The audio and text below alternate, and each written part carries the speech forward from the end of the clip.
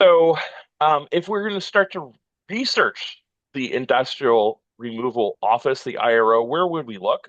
Um, all of the documents of this organization are actually online at ancestry.com. So, if you have a local library that has an Ancestry account, or if you have an Ancestry or account yourself, you can actually find these at ancestry.com.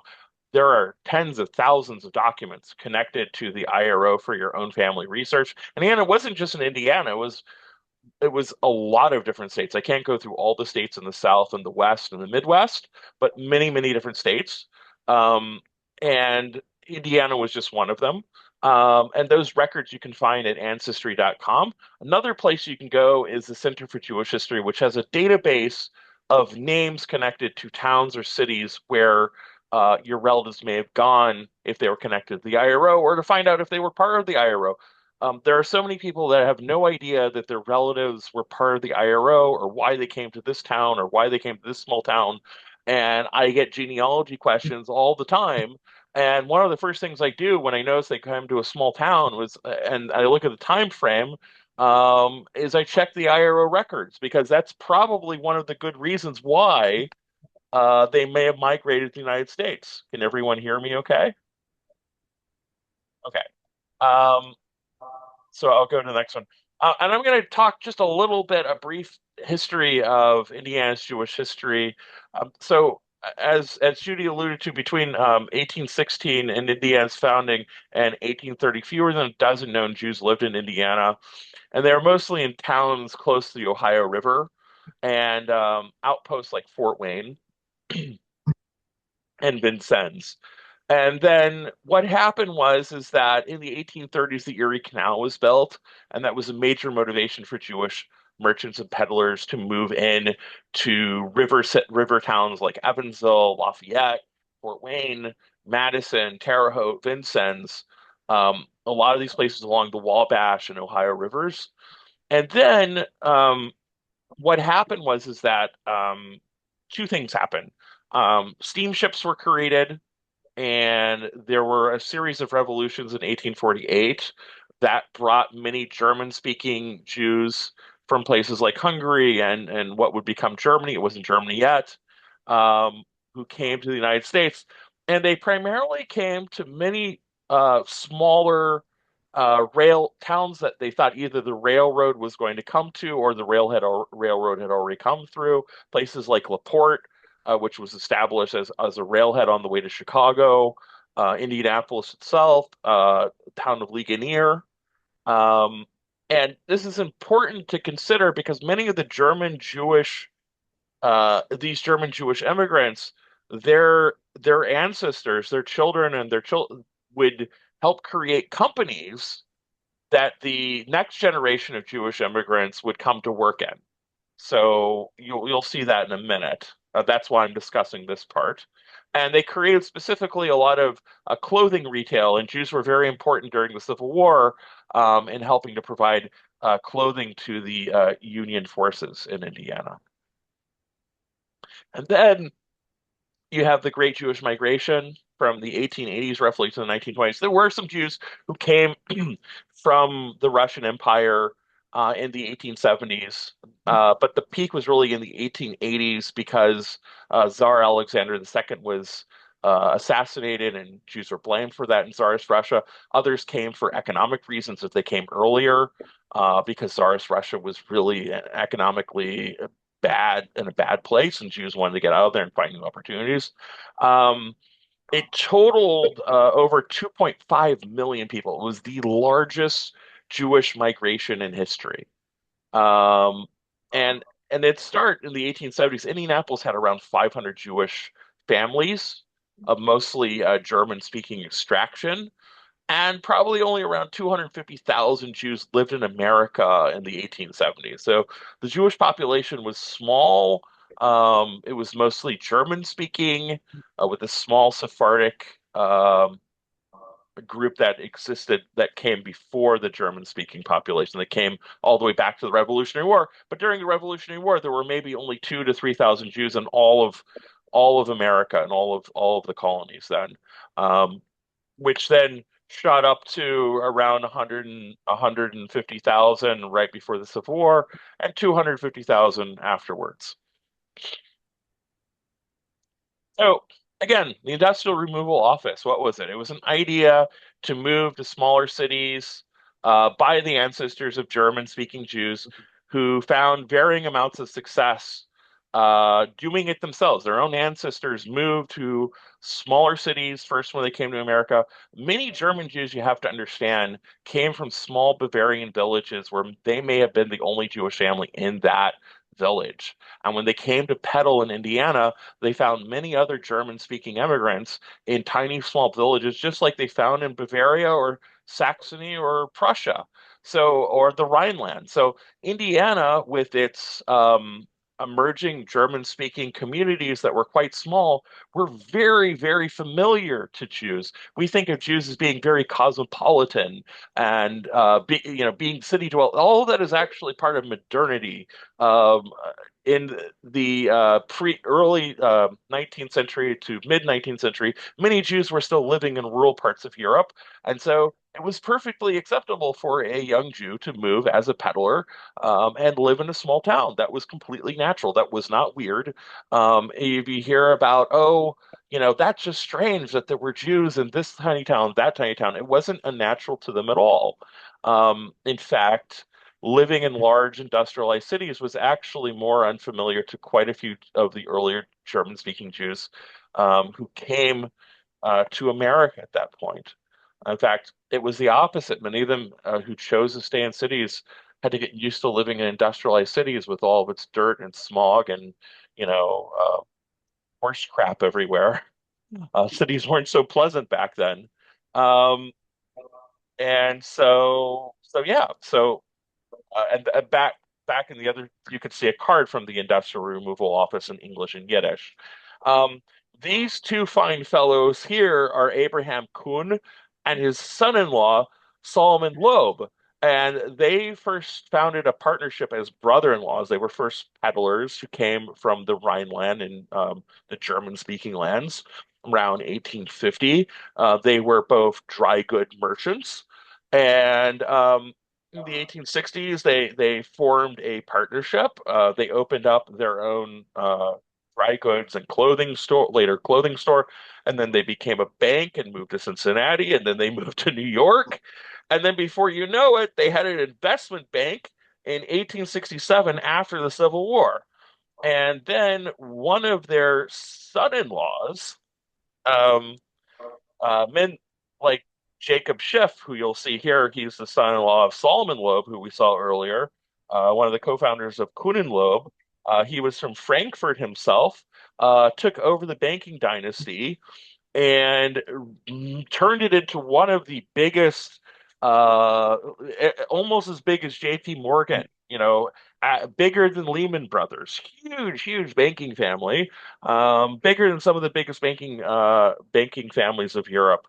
Um, and he saw, being an immigrant himself, he saw the tens of thousands of Jewish immigrants coming from the Russian-speaking lands, the Yiddish-speaking Jews, the Ladino-speaking Jews, and he decided to use his wealth to fund a program to send them to Middle America, just as his father-in-law's family had found success in Middle America in Lafayette, Indiana. He was determined to do the same because, we always believe that, wherever our parents saw success, we might find success.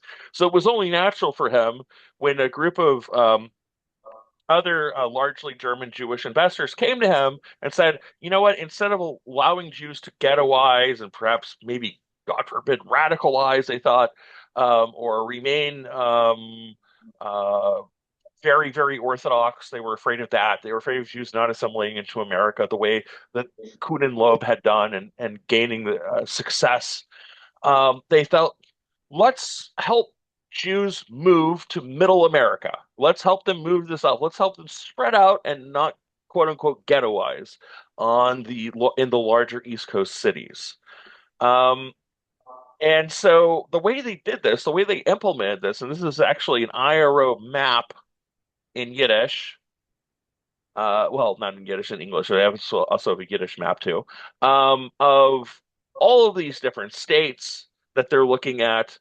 And what they did was they decided that they would pay agents who were local representatives in different towns and cities. First, they searched and they researched all the different possible cities, and then they matched them up with agents. So what the agent did was that they would try to connect the the immigrants with a local company that was hiring that had an offer, and that they would send them, they would pay for them to move, um, pay for their train ticket to go to, let's say, whatever city in middle America. And those local communities would help sponsor that partially, and they would help the placement of the new arrivals. For about a week, they would help them with food and a room to shelter after they got started. And then after that, the IRO walked away. Once we got you connected to the job and you started working, we don't have any responsibilities for you anymore. We don't want to be responsible for you anymore after that point. We've done our job. We moved you from point A to point B. We helped you connect to a job so you can have your own livelihood. That's the extent that we want to deal with it as the IRO, because we're dealing with hundreds of thousands of people, or not hundreds of thousands. Actually, they had many applicants. They actually ended up moving around 40,000 Jews. Um, to various different states with 40,000 people, still a lot of individuals for back then. Because think about everything was printed, everything was mailed, all the correspondence was mailed. Um, and so Indiana, you could look at as sort of a bellwether of the IRO, or was it a bellwether? Could we consider it a bellwether? Is it something that's a good representation of the rest of the country being the crossroads of America? Let's think about that for a second. So there are all kinds of different cities in Indiana that had different requirements for their IRO applicants. And some of these cities had different strengths and weaknesses and requirements for these IRO applicants. So, for example, Gary, it had some strengths. So it would take any single men. A lot of other cities would not take single men. Indianapolis, for example, would not take single men. They preferred families. They had no language requirements. Indianapolis wanted you to speak a certain level of English, for example. Um, South Bend didn't have any language requirements, so people could work in the factories. They had kosher meat available. Some of these places did not. So if you kept kosher, that went into your thought process. Indianapolis, like I said, they had very strict requirements. One of the things that I found was that they did not want they wanted only non-socialists. They preferred not to have union workers, which really are people affiliated with the union back in the East. So that really limited, although Indianapolis was still the largest city taking people from the IRO, they were extremely selective in who they took. And we'll discuss that in a little bit. Gary, what kind of industries were they going into? Well, Gary obviously produced steel. The steel mills had just been built there in 1907. It just became a new city, a new town. Literally, it was just kind of a dirt village, and they had built the huge steel mills there that were working 24/7. South Bend produced cars and watches and sewing machines and clothing production. And obviously, Indianapolis had clothing, silk, and other types of clothing production. And those are just a few different examples. These aren't the only cities we're covering. In fact, almost every single town and city in Indiana, most of them had some type of connection to the IRO, some more than others. Um, and two of the most important industries that were recruiting Jews during this period was the steel industry, and also the scrap metal industry, and obviously the cloth making industry, or the clothing and garment industry, particularly ready-made clothing. And this required a lot of tailors and people that could work on tailoring machines. and sewing machines and weaving and lots of positions regard connected to tailoring. Um, And so, what kinds of Jewish immigrants joined the IRO? Well, it was a wide range of ages, tended to be between 20 and 55, sometimes older and younger. Tended to be, but not always, single males. Sometimes there were women who also joined the IRO. There were also quite a few women who were married to men of the IRO that came with their husbands as a family. And some cities preferred families. Some cities actually preferred singles.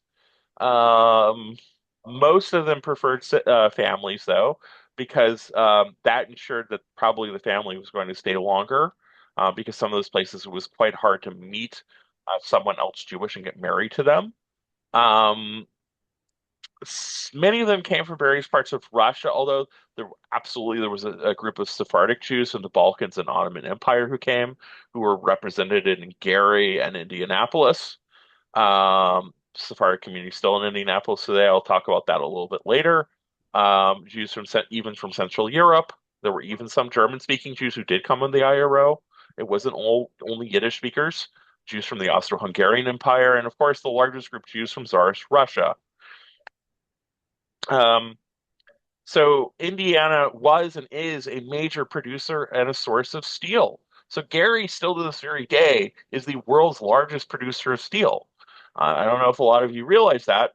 And back then, Indiana was, of course, a huge producer of steel, as was East Chicago, which had a family called the Block family, which were German Jews that owned their own steel mill themselves, besides the gigantic steelworks in Gary, owned by U.S. Steel. It was not Jewish owned, but was gigantic and massive and continuously recruited more and more Jewish workers. Um, Indiana was and is sort of the logistical gateway to the West.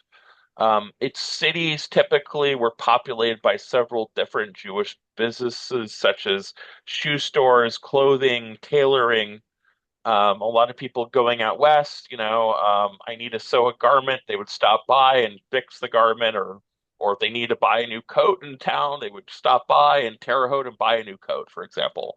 Um, the IRO spread out across most of the state. Some of the bigger hubs of the IRO were Lafayette, Evansville, Terre Haute, Gary. These are places that either already had their own Jewish community or would soon have a Jewish community um, as a result of immigration. And by community, I mean starting a synagogue and all the things that we would think about having in a Jewish community, basic things, um, basic infrastructure. And there were some places that people moved to that had no Jewish community. What what the th no Jewish community at all, and some of them were even recruited by non-Jews. Some of these small towns had an earlier Jewish merchant that had started a dry goods store that was looking for someone, or a clothing store that was looking for someone. In some cases, these were non-Jewish business people recruiting Jews because they found that they were very good at a skill, or they had some other Jewish immigrant worker there and they had a good experience with them and wanted to recruit them. And the IRO in Gary was a unique case. It's very different from the others. You can see this, it's just a series of shacks. And when you go through the IRO documents, I can't remember their agent's name, but he was a local lawyer um, who was actually didn't really care much for them anyways. He was sort of out for his own advancement. He would meet them at the train station in the bitter, bitter cold and walk them through the mud to a bathhouse where they stayed at the bathhouse, kind of this floppy flop house bathhouse, where you'd give them one square meal and then it was off to the steel mills. And quite a few Jews, didn't last at the steel mills and they complained about it. So they said, we just want the hardiest men, the strongest men you can find. And then what happened was is that they said, okay, we'll bring in they called quote unquote the Turks, who are actually Sephardic Jews from the Balkans and from Turkey and Greece, and they started coming. And no, they didn't have a translator, so they actually had to bring in someone who spoke Turkish from Chicago to speak to them because they had no Ladino translator, oddly enough. And even in the someone took a census of Jews in Gary in the 1950s, he found maybe one or two Sephardic names there. So not all of them left, but they because of the mismanagement of the situation that they didn't create a Sephardic community there. But there probably could have been if the planning was better, if they didn't have an agent who was just out for himself, who was caught kind of in a graft situation where he was taking money under the table. He was ripping off um, people coming up from the IRO and taking some of the money that was supposed to go to them, and pocketing the money himself. And he was removed, but that was after some period of time, really at the peak of the IRO. So it's really frustrating because Gary could have had a much larger Jewish community if it hadn't been so mismanaged by its agent, because there were many Jews who wanted to come, and the Gary steel mills really, really wanted to recruit a lot of Jews to come. And you didn't have to know any English. You just had to be strong, very strong, and physically strong because it was demanding labor and not a very pleasant place to be honest, working there. And then we can look at Fort Wayne, which simply didn't have the demand, wasn't looking, had a couple different businesses that were willing to recruit Jews, but most of the local businesses didn't want to do that.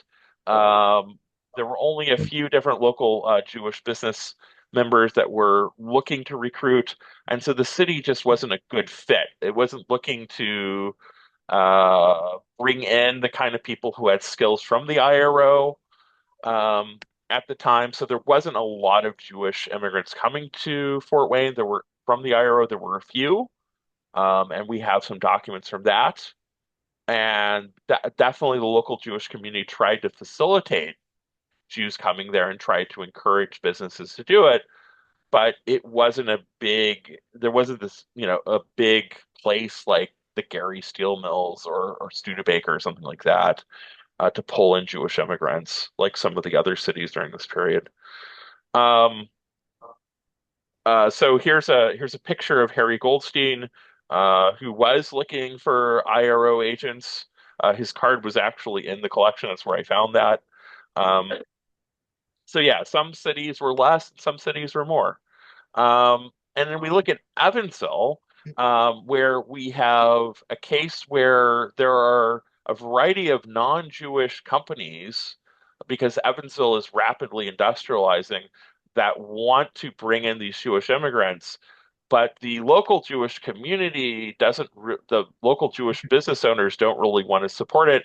And the person who ends up being the biggest advocate of it is Rabbi Max Merritt, who had already spoken out on behalf of Russians of Jews from Russia under the Tsar's tyranny. And so he was kind of tired, he had to pick up all this where the local Jewish business owners weren't he didn't see them as doing their fair share of the heavy lifting of helping these immigrants that he was doing. The irony of all ironies is that Rabbi Max Merritt was not like so friendly to every immigrant community. He actually despised the non-Jewish German-speaking community during World War One, and questioned their loyalty to the United States. But that's a whole other story to get into some other time. Um, so that was the case in Evansville. And then you look at South Bend, which could have been a really, really good place for Jewish immigration, except for one thing. I'll get into that in a second. Um, and this is from Dispersing the Ghetto, which is by Jacques Glazer. Um, Now, South Bend had a relatively smaller German-speaking Jewish migration compared to the other cities we're talking about. And of the majority of Jews in South Bend, about 450 had been sent by the Industrial Removal Office. So you're looking at a good percentage of Jews in South Bend having their origins in the IRO. And from 1901 to 1905, the Industrial Removal Office more than doubled the size of South Bend's Jewish community, according to the Charity Organization Review. And in 1907, many other Jewish community members were also recent arrivals due to the city's rapid industrialization. So really, in South Bend, a good percentage of the Jews were literally just new arrivals from the IRO, and there wasn't that much of a pre-existing Jewish community to help them. And there wasn't really even a willingness on the behalf of some of the assimilated establishment leaders of the Jewish community, people like Simon Greenbaum, who weren't interested at all. In other communities, you had German Jews who were extremely interested in getting involved. People like Harry Schloss in Terre Haute was from the German-speaking Jewish community, very, very interested in getting involved in helping Jewish immigrants. This community was not. Um, we're not interested in helping, and we actually have a quote from Benny Gerskov in August 23rd, 1905, where he wrote to the IRO, "Murderers, what did you want from us? Why did you send us to South Bend? We're going around hungry, no work is to be found, and we will die from hunger. The agent doesn't care at all. Now there's no other way for us but to go straight to the river." He most likely meant the St. Joseph River because if they got laid off, in some of these other places, if like Studebaker or a big company laid you off, what would normally happen was that one of the German Jewish philanthropy types would say, "Okay, I'll hire another person to come work at my store or whatever." That didn't happen. They didn't take any interest in them there. And that non-interest is very well documented there in all the documents of them writing to the Jewish community. They had no interest in them. And they didn't. And Simon Greenbaum even wrote about his detest of Russian-speaking Jews and Yiddish-speaking Jews. He did not like them. He found them detestable and didn't want to have anything to do with them. But that was a different story. Like I said in Terre Haute, it really depended on the community. And there, you didn't have such a big although the Yiddish speaking Jews did start to dwarf the German speaking Jews. It wasn't quite as big. There were enough German speaking Jews to feel comfortable that they weren't being sort of taken over quickly in all the decision making. And they had a Rabbi Emil William Leipziger who was the rabbi of Temple Israel, the Reform rabbi there. And he demanded a lot of the recent IRO members who came to Terre Haute. He demanded they go to work, that they, follow the laws there. Terre Haute had a terrible kind of reputation as a red light district. He did not want Jews being perceived as being involved with vice or Jews being perceived as being receiving welfare as being welfare recipients or something like that. So he carefully tried to work with Jews to make sure that their kids didn't get in trouble with that, and and so he was also really selective. I mean, he sent some Jews actually back to New York, which really angered the IRO because the IRO hated that. They did not want to have people sent back to New York. He said, some of these people, they're just not a good fit for my community. We can't work with them right now. But for the people that he did work with, he really, really got them integrated into the community.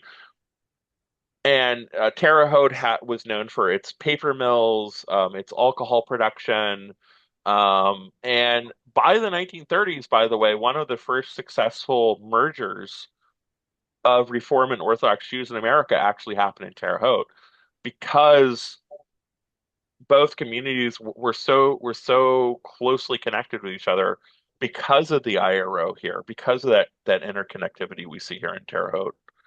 Um, and then we have Gustav Ephraimson, who's here, who was really one of the fathers of the Jewish Federation of Indianapolis.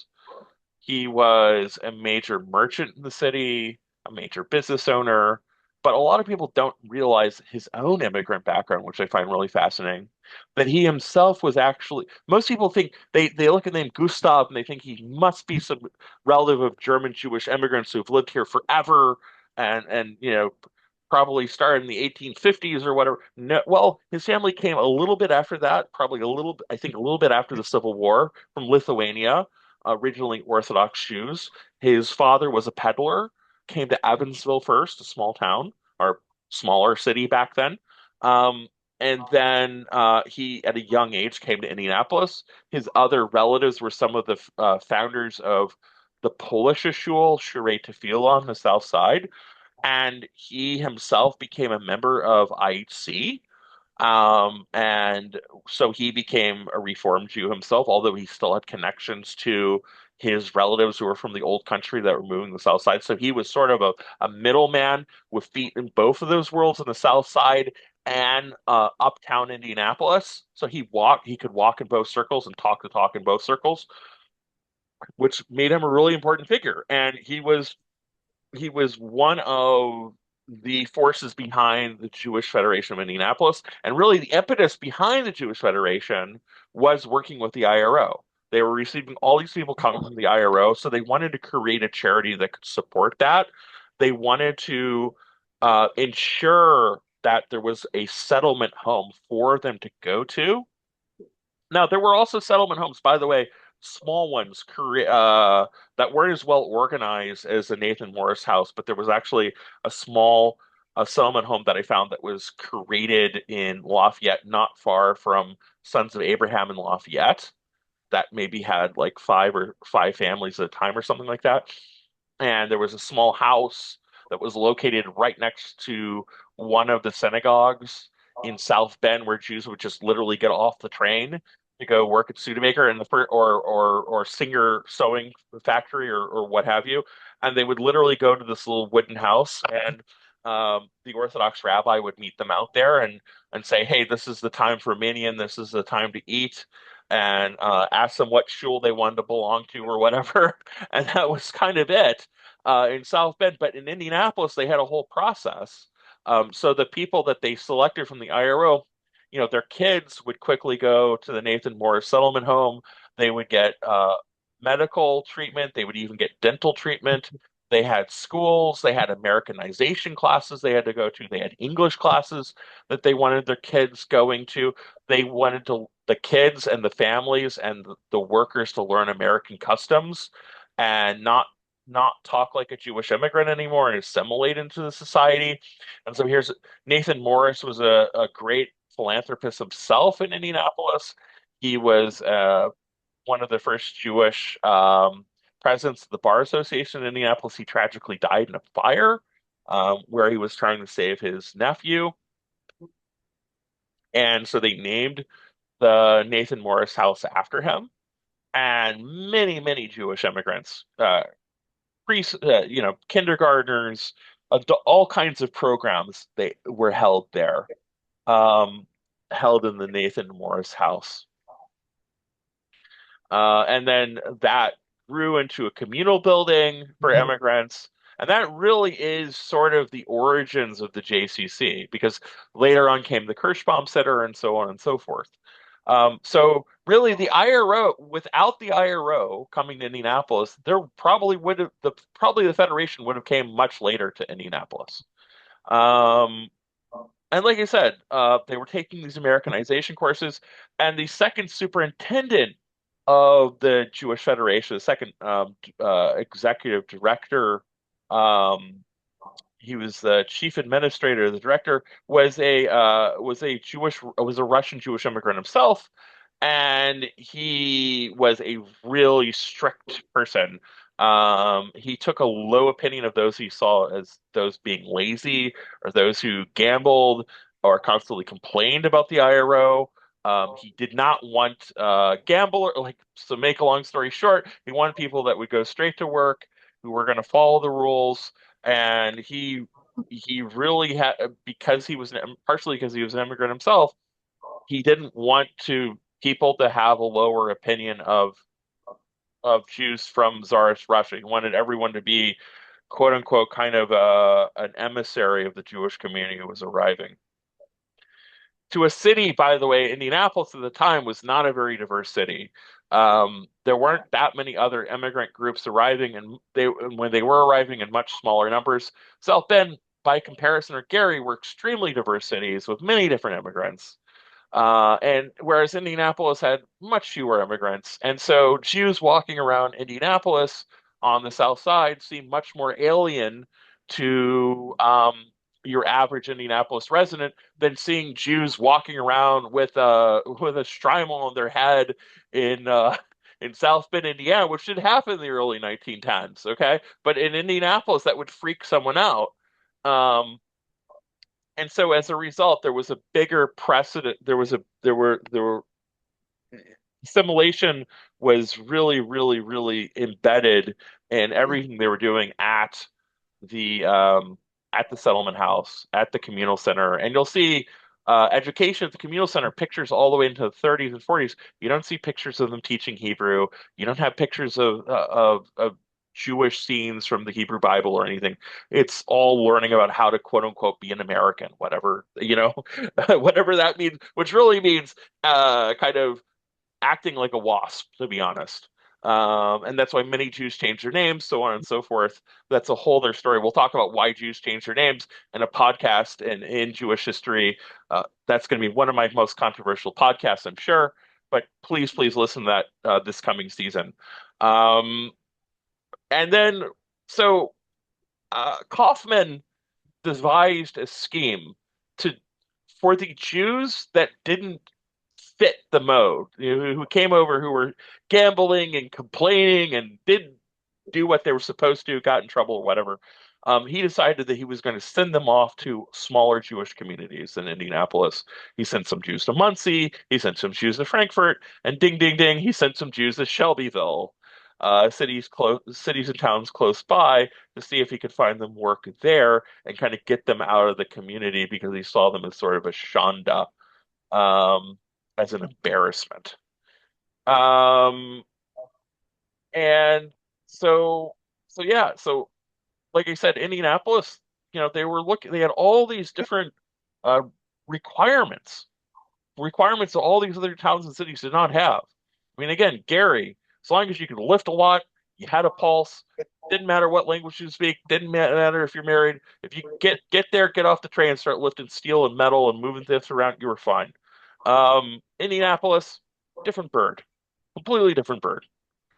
Had different needs, different community. And this is one of the most important examples that Sue Hyatt really has talked about, and goes much more deeper than I have. If you haven't read Neighborhood of Saturdays, go get yourself a copy. It's a great book. Um, Talking about how Kahn Tailoring, one of these German Jewish owned companies by the Kahns who first came to Bloomington, Indiana, and then later came to Indianapolis, started producing garments and started producing really in mass during World War One. Really recruited a lot of Sephardic workers from Rochester, New York. Um, a lot of them were very, very skilled with clothing. Many of them came from Bitola, which is a city in or a village in what is northern Macedonia today, and from Salonika, which is now Thessalonica in Greece today. Um, and they formed a time which still exists today to this very day. And you can actually see Indianapolis Sephardim greeting the Ottoman chief rabbi when he came to the city. um, many Sephardic Jews from Indianapolis trace their ancestral roots to the IRO. Not all, but many. And to their history starting on the South Side. So the IRO played a very important role in Sephardic Jews migrating to Indianapolis. And and then I'll go ahead to this next slide. So, why was Indiana an attractive location for the IRO? Well, again, it was centrally located on the railroads. and it gave people affordability. This is still the reason why some people move out to the Midwest because even back then it was an affordable place. It had it was well connected. The highways were starting to go in. There were the byways. There were many different rivers connecting already from the canals that I mentioned before, and trains. Obviously, trains coming from the east. You could get on a train and keep on riding. The interurban system. Indiana had the largest interurban system at one time. It's hard to believe because Indiana seems to be so anti-rail today. But back then, you could go anywhere you wanted on the interurban system from between one city to another. So Indiana was very, very easy to get around from one city to one town because it was so interconnected to the rest of the country back then. People think, oh, Indiana, it's isolated, it's separated since we've put in the highways, cut disconnecting things. Back then with the interurban system, it was easy to go from one town to another back then. And that's the shocking thing. It's harder to do it today. You have to get in your car and drive. Back then you could get on the interurban system. Um, so so who was directly sent to Shelbyville? It was population of 9,500 in 1910. So from going into the Center for Jewish History Family Collections database, which you can go into yourself, I actually pulled up the four names of Jews who were directly sent to Shelbyville. It doesn't list the number of Jews who were indirectly sent to Shelbyville by Kaufman in Indianapolis, though. So there were even more Jews who joined them. What's interesting is that there was a German Jewish family named the Josephs, who, by the way, also part of their family was also working in Noblesville, that built. There's a beautiful, beautiful fountain that's there that the Joseph family dedicated, and the Joseph family were hiring members of the IRO. I found some of their papers of the Joseph family hiring Jews from the IRO there, and they were happy to employ them. And I have um, for applicants Sam Klein, Louis Berkowitz, Morris Michalef, who you saw earlier in the beginning in that document, and an Alice Rosen. So here's a woman who's a member of the IRO who's coming. So it wasn't only men. It was a majority men, but there were also women who were also in the IRO, and I want to stress that because sometimes it seems like it was only men. And there were even also single women in some cases. Um, Now, why do I have this picture up here of the of a group of Haredi Jews in a yeshiva in South Bend? Um, the IRO ended in the 1920s because uh, groups, anti-immigration groups, xenophobic groups, and some others pushed to end mass migration from Eastern and Southern Europe into the United States in the 1920s in the mid 1920s.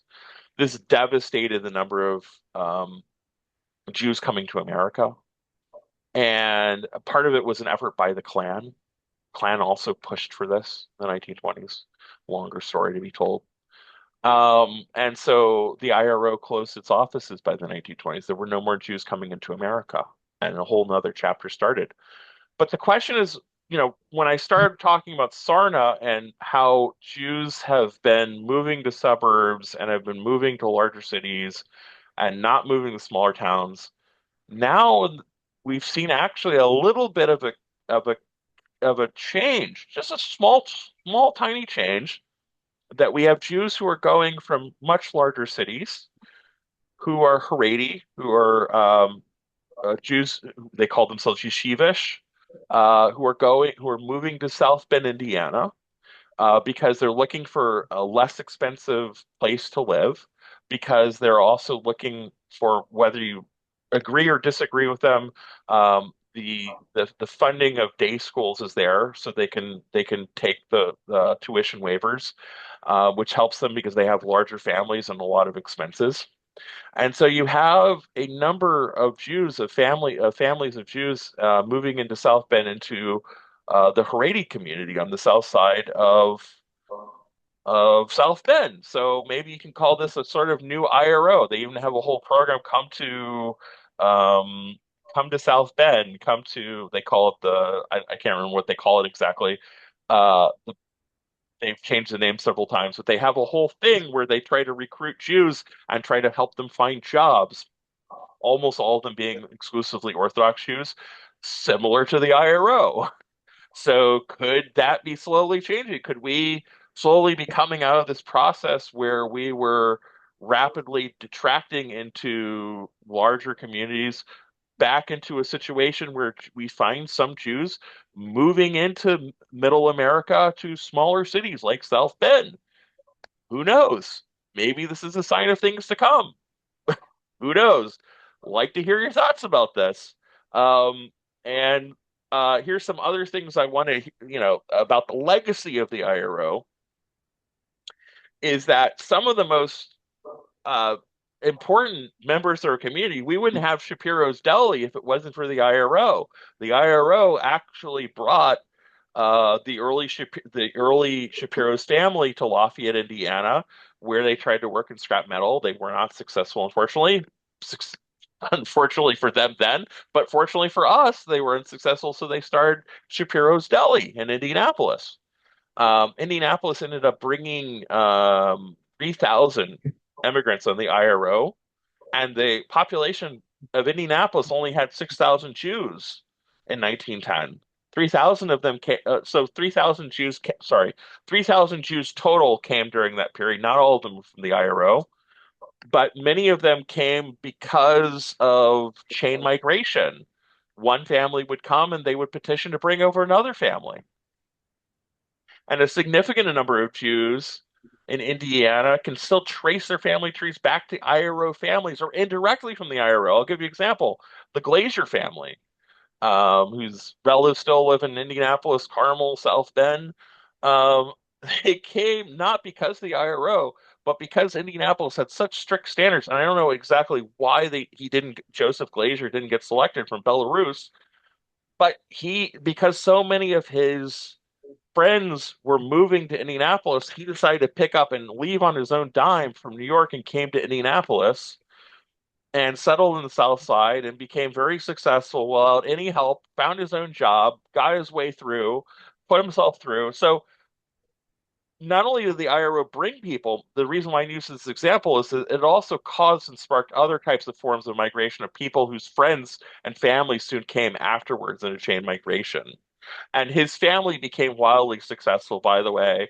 Maybe it was a chip on his shoulder. His kids all became very successful musicians, professors, doctors, lawyers, architects, everything. They made, I'm sure Zayde and Bobby were very proud of their family.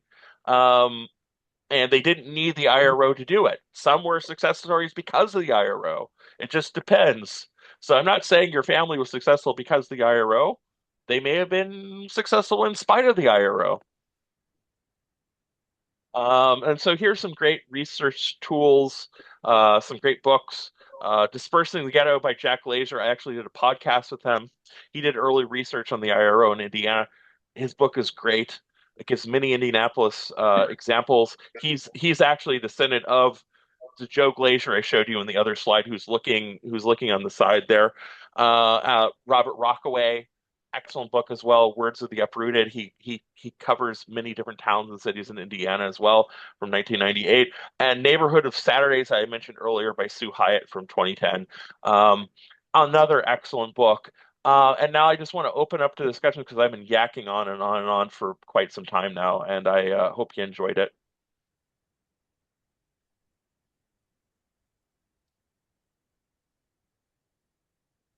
So thank you so much. I can't imagine the knowledge that you have, but thank you for sharing with us. If anybody would like to ask a question, I think the best thing that we figured out earlier is to maybe, well, why don't you ask it from there? And if you can't hear us, then we'll have him come up closer, okay? Okay, fair enough. Can you hear me? Yeah, I can hear you. My name is Bob Epstein, and I practice law occasionally. And when I heard the title of your presentation, Shelbyville, it brought back memories to me because over 50 years ago, I did a lot of work in Shelbyville. And I had a local lawyer who, his name was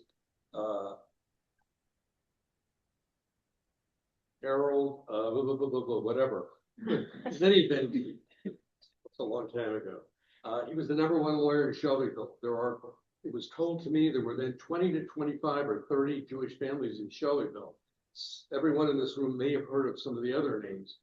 Kaufman is an example. The one you mentioned had either a son or a grandson by the name of Nate Kaufman, who was a major referee for Big Ten basketball, and whose son moved here, Art Kaufman of the insurance agency.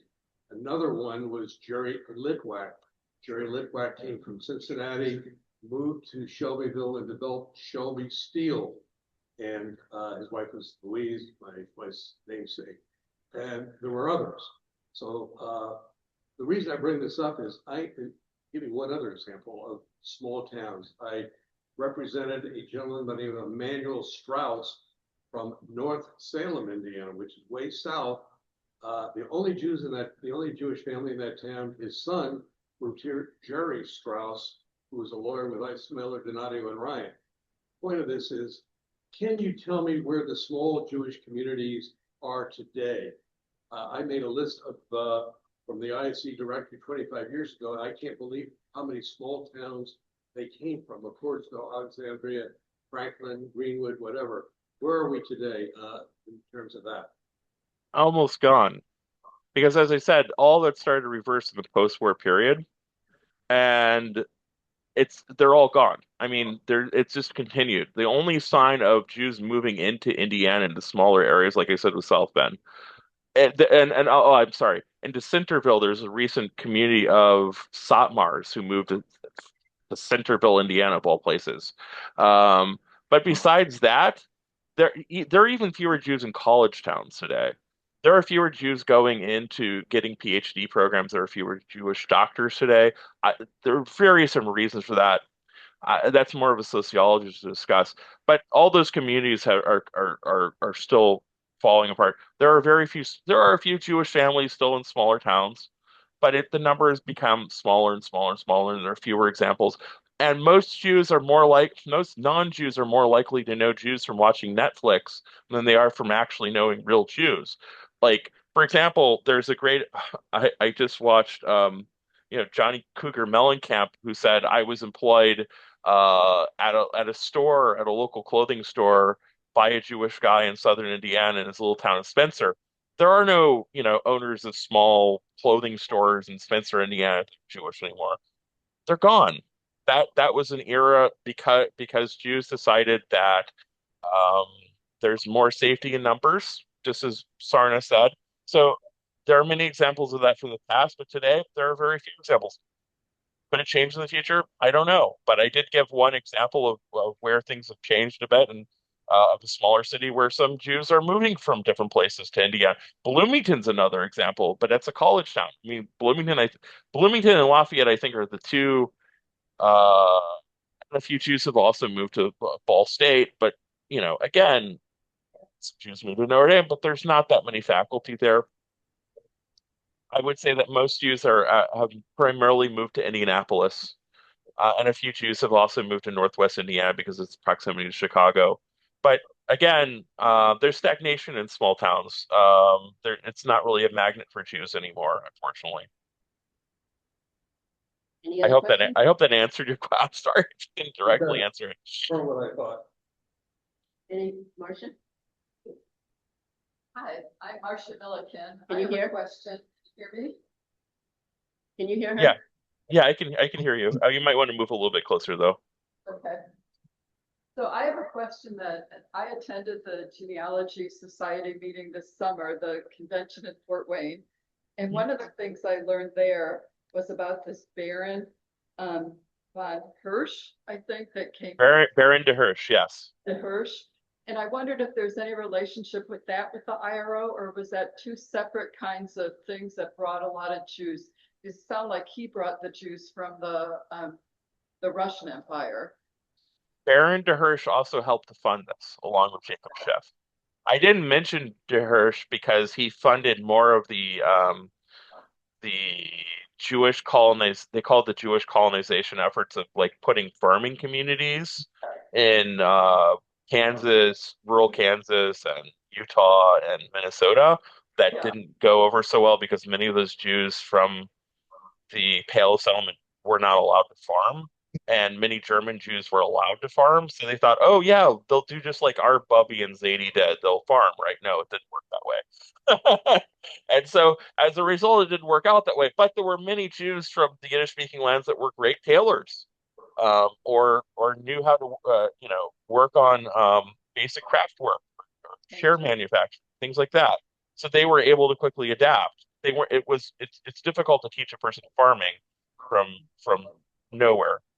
Someone tried to create a farming settlement for Jews, and no one volunteered. No one wanted to do it. They just could not recruit anyone to want to Yeah, well, thank you. I just wondered when I heard that, I thought it sounded kind of similar. do it. And by the way, this talk was actually originally given at that conference in Fort Wayne. But I kind of got this tested out to see how people would receive it before I did here, with some changes, with some modifications to kind of follow Indianapolis more than Fort Wayne. But you got kind of a similar talk that they got only tested and approved by people in Fort Wayne. So Thank you.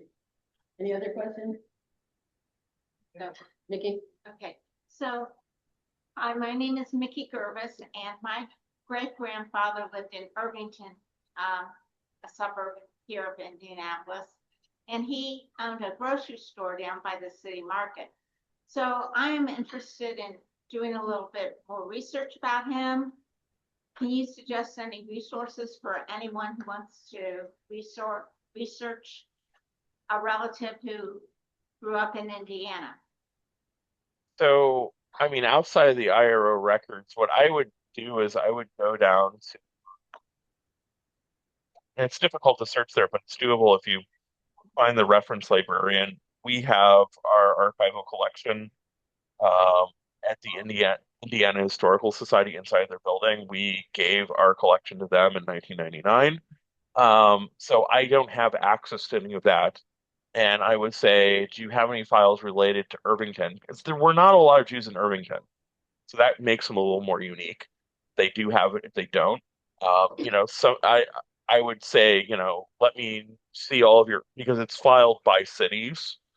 Um, it's not filed by like let's say grocery stores, which would make it a little bit easier, but it's filed by cities, so you'd have to go to the Indianapolis collection, which is quite extensive, and see if there are any subfiles over Irvington or any subfiles for, I'm not sure if there are any for grocery stores. There should be because there were many Jewish grocers in Indianapolis for many years. Um, that that could be a whole topic unto itself. We could talk about because there are many different Jewish grocery store owners in Indianapolis. But that would be my recommendation to you. Okay, thank you. Any other questions? Okay, Any criticisms, any critiques, anything that you want to know? And I'm happy to hear your feedback. Let me know how I did because I never know how I did unless you tell me I did an awful job or I didn't talk about this or that. I'd love to hear your feedback if you want to talk. I'll tell you, there were no little side conversations going on, so I think everybody was really interested. I think that's kind of indicative. But I just want to thank you again. Thank everybody for coming out. I want to say that Sisterhood's next event is a women's only. It's Maj Mania. It's our big fundraiser on March 22nd. If anybody is interested, there's some flyers on the food table. And then Judy, I think. Oh, yeah, and I if think- you want any more information about the Indiana Jewish Historical Society. Yes, it's over please there. visit Sheila at her table. She's got a Yeah. whole spread. Oh, there's booklets. This just kind of scraped the surface. Warning, if you get started, it could be hard to stop. Michael, thank you so much. Thank you. Thank you. Thank you for being here. So many people on such a cool day coming out. This is wonderful. I really appreciate it. Wishing you the sisterhood all the best. Thank you. And yeah, hope to hear from all of you soon. All right. Take care. Thanks, Michael. Take Bye. care. Now, should I close this or are you going to close it? Yeah, I can press the end now. All right. And